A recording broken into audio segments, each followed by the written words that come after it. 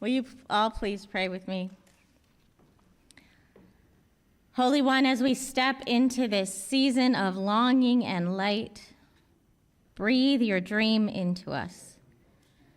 Stir up in us a hope that doesn't hide from the hard things, a courage that keeps us awake, and a tenderness that listens for your voice. Open our hearts to the old promises that still shimmer with possibility. Take whatever is sharp or weary in us and reshape it into something that can bless and build. Speak through what is shared today and speak around it and beyond it, so that your dream for the world might find space in us and move our feet toward your light. Amen. Welcome to Advent, a season that begins not in abundance, not in clarity, not in warm light, but in holy darkness. And into that darkness, we dare to light one small candle, the first candle of Advent, the candle of hope. This year, our Advent theme is the will to dream. And it reminds us that before God's promises become reality, they begin as dreams. Dreams bold enough to challenge the world as it is. Dreams courageous enough to guide us toward what could be.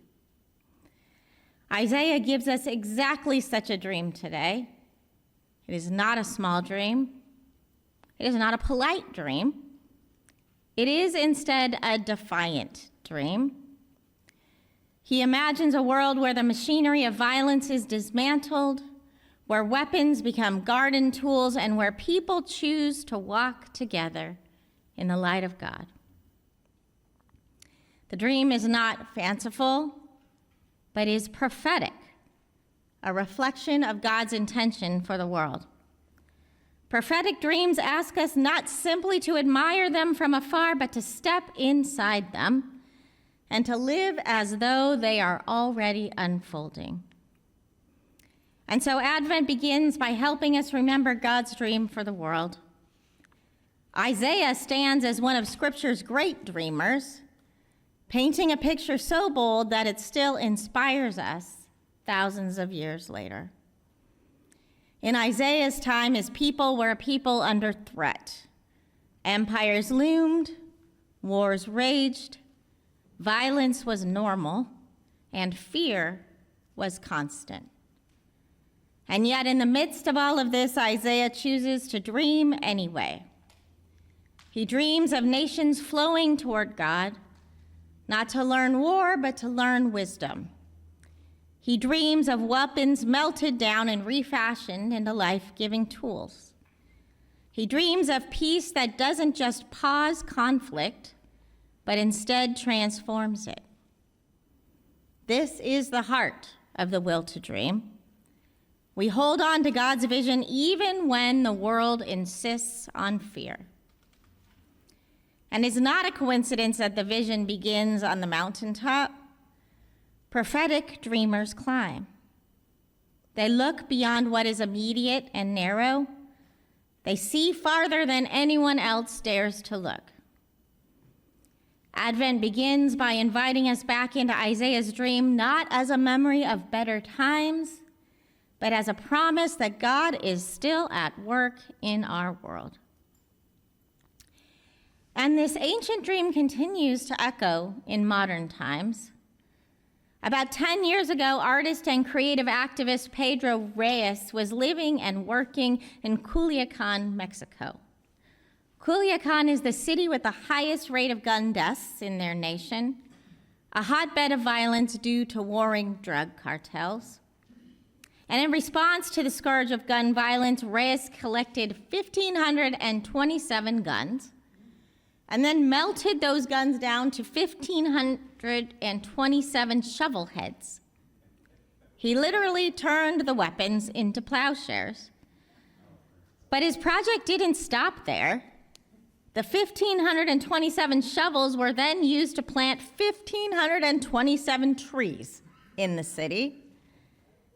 Matter used for death was transformed into matter promoting life. And it is pretty hard to get much more biblical than that. This is an example of Isaiah's dream, not as poetry, but in practice. It is defiant hope, using hammer and anvil to make gardening tools. It is the will to dream using metal and fire. When we remember Isaiah's vision, we remember God's future, and so we begin to imagine our part in it. This is a reminder that hope is not passive. Hope is not waiting around for God to fix what we refuse to face. Hope is the Advent practice of spiritual wakefulness. It is alertness to God's movement. And there's a difference between optimism and hope. Optimism says, I'm sure things will get better, even when there's little evidence of that.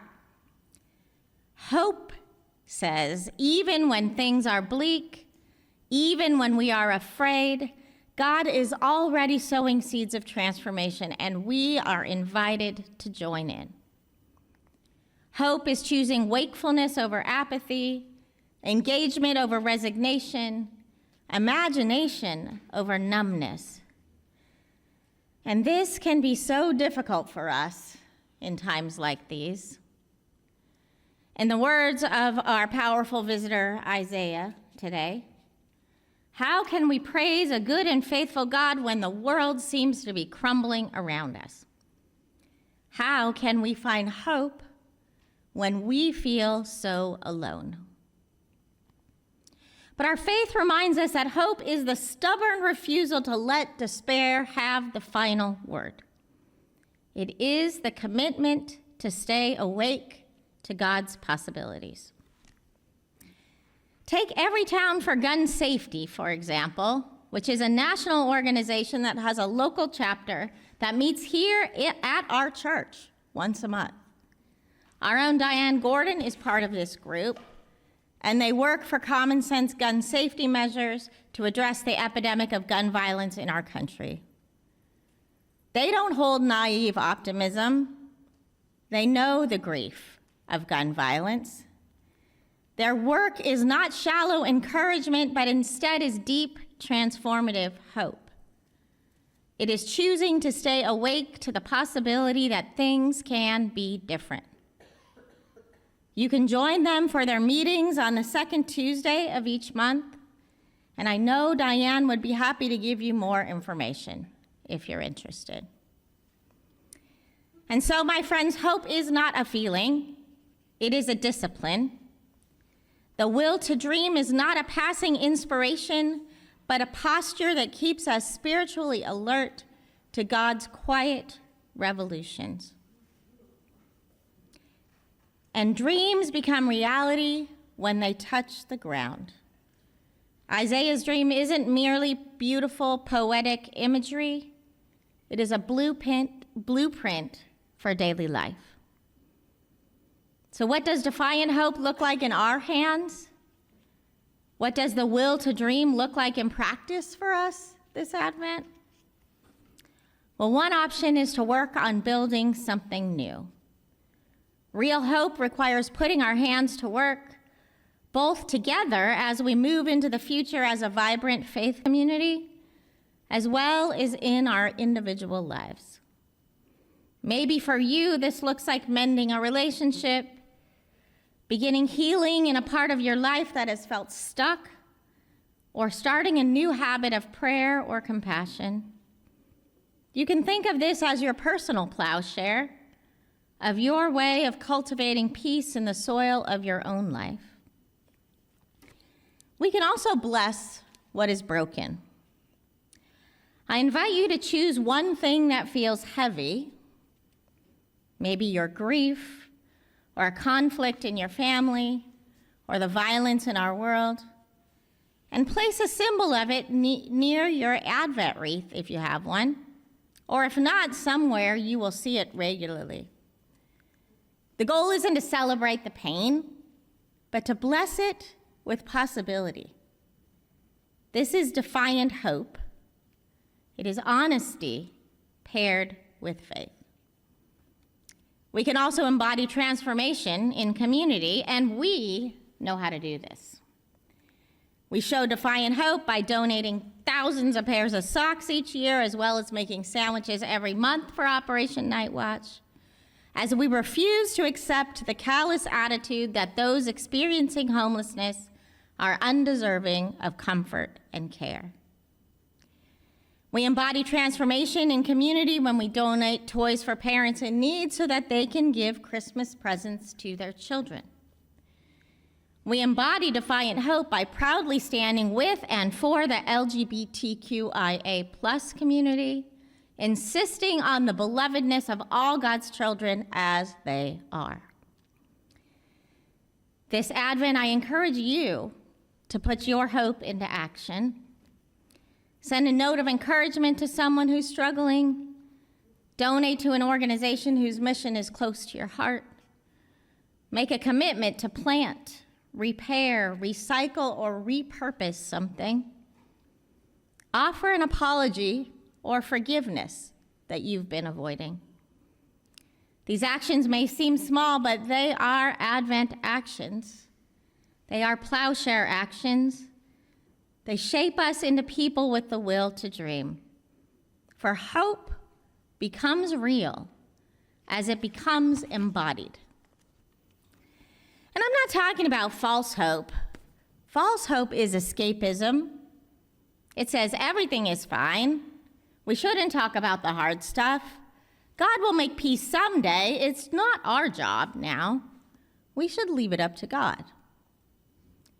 False hope is shallow. It avoids grief. It pretends all is well when it is not. And I am sure we can relate to this as we have all experienced people in our lives for whom forced cheeriness is a well-worn habit. And in fact, we might even sometimes be those people. But in contrast to false hope, prophetic hope tells the truth. It says the world is broken, but God is dreaming a bigger dream. It says our grief is real, and God meets us in it. It says peace is possible, and we are called to help build it. Prophetic hope is spacious enough to hold sorrow. It allows us to say this hurts while also saying God is still working. It allows us to mourn violence while believing in transformation. Everytown for Gun Safety doesn't ignore the pain of gun violence. Their work is born from it. Through their work, the grief and anger they feel at the scourge of gun violence is transformed into new life. And that's why dreaming is not childish or naive. It is prophetic. It requires staring reality square in the face and refusing to let violence determine the boundaries of what's possible. The will to dream is the will to grieve honestly and hope boldly at the same time. At the end of Isaiah's vision comes an invitation. Come, let us walk in the light of the Lord. Not stand, not wait, but walk. The will to dream is the will to move. And so what does Defiant Hope require of us right now in this season that is both holy and heavy? Hope requires courage. It is easier to despair. It is easier to numb out. It is easier to settle for cynicism, but hope takes guts. Hope takes the willingness to act even when outcomes are uncertain. And hope requires community. Isaiah dreams of nations streaming to God's mountain, not lone heroes. Peace is a shared project, and so is dreaming. When one person's hope falters, another steadies it. Hope requires imagination.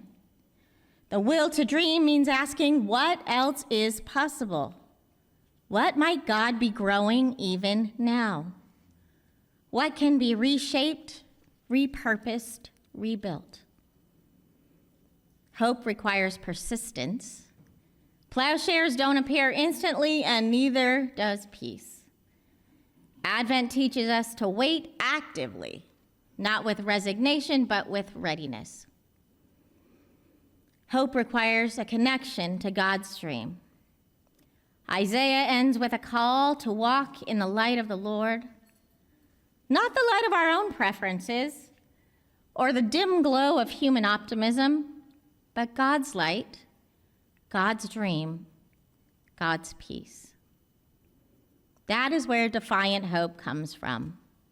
Not from our own resolve, but God's relentless vision of a world made whole. The will to dream means choosing God's horizon over our despair, God's imagination over our fear, God's path over our apathy. As we light this first candle of Advent, we declare that dreaming is holy work. Not just dreaming of personal comfort or sentimentality, but dreaming God's big, beautiful, dangerous dream of peace. Isaiah shows us that dreaming is an act of resistance. Advent reminds us that dreaming is the doorway to which Christ enters our world. So this morning, hear the invitation again. Come, let us walk in the light of the Lord. Come, let us dream. Come, let us cultivate defiant hope. Come, let us believe that peace is possible and live as though it is already on the way. Beloved, may we be people who practice the will to dream, people who remember God's vision, who stay awake to hope, who embody transformation, who tell the truth about our grief, and yet keep walking toward the light. For in the words of our visitor Isaiah, the despair we feel now will be no match for love. Amen.